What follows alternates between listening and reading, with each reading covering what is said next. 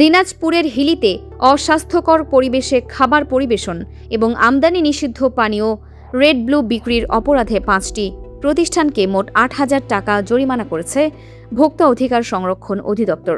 সোমবার দুপুরে হিলির CP road ও হিলি বাজারের বিভিন্ন দোকানে এই অভিযান পরিচালনা করেন ভোক্তা অধিকার সংরক্ষণ অধিদপ্তর দিনাজপুর কার্যালয়ের সহকারী পরিচালক বোরহান উদ্দিন।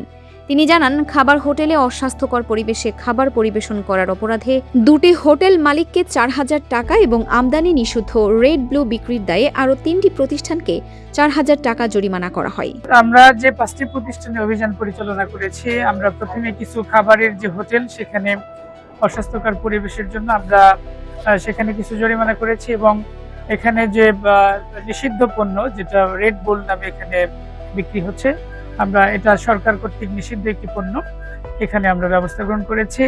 এটা 2টি প্রতিষ্ঠানে এখানে 4,000 টাকা জরিমানা করা হয়েছে এবং যে খাবারের হোটেলে সেখানে আমাদের 3টি প্রতিষ্ঠানে মোটামুটি 4,000 টাকা জরিমানা করেছে। এই মোট 5টি প্রতিষ্ঠানে 8,000 টাকা জরিমানা করেছে।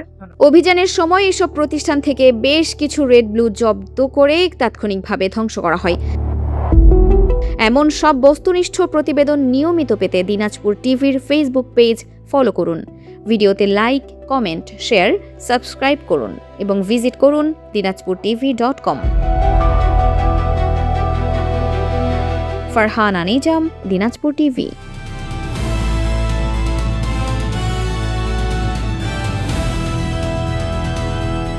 দিনাজপুর টিভি মানুষের জীবনের কথা বলে।